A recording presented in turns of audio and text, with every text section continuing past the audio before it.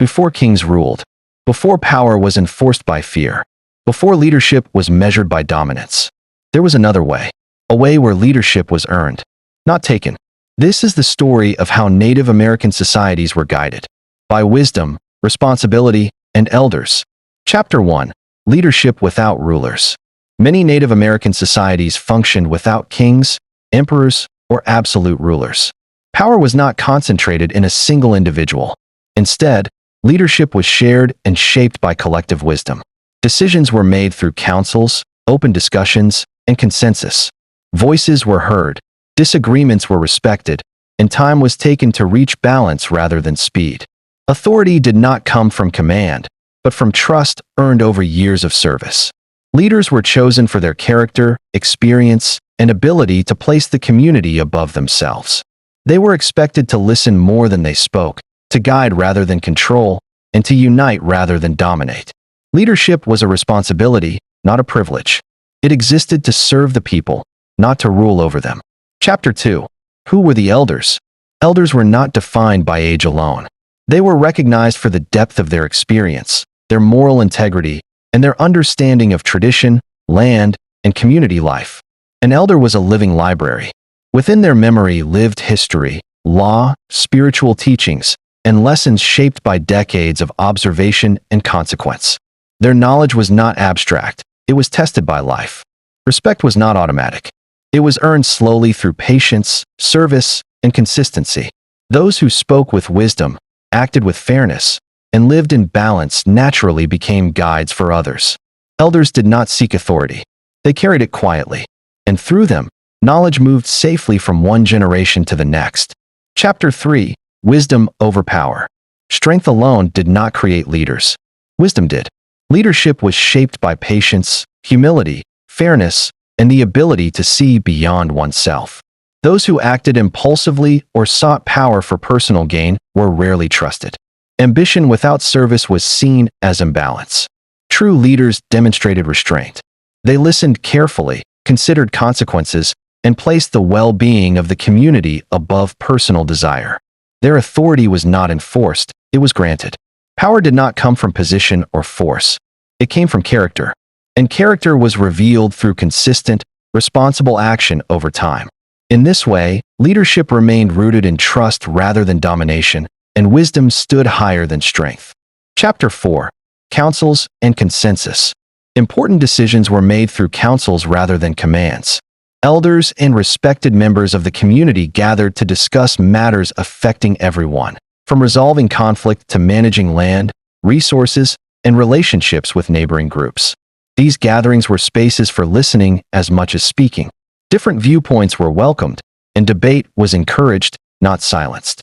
Time was taken to understand consequences from many perspectives, including those of future generations. Consensus was valued over speed. A decision reached together was stronger than one forced quickly. Unity mattered more than winning an argument, and harmony was prioritized over individual victory. In choosing consensus, communities protected trust, and in protecting trust, they protected themselves. Chapter 5. Justice and conflict resolution. When conflicts arose, the goal was not punishment, it was restoration. Justice focused on repairing relationships rather than inflicting fear or control.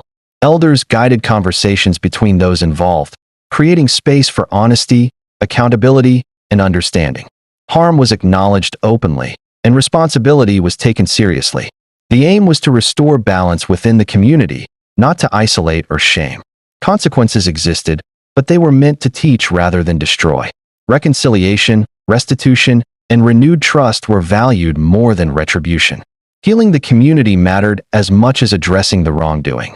Justice was not about winning or losing, it was about learning, repairing, and moving forward together. Chapter 6. Leaders as servants of the people. Leadership carried high expectations. Those chosen to lead were required to live modestly, act fairly, and consistently place the needs of the community above personal interest. Leaders were not elevated above others. They were held closer to scrutiny. Their actions were observed, remembered, and measured against shared values.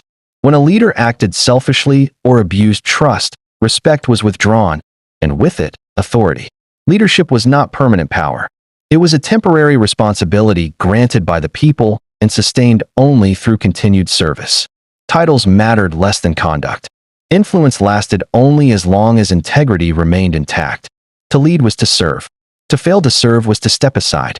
In this way, leadership remained accountable, balanced, and grounded in trust.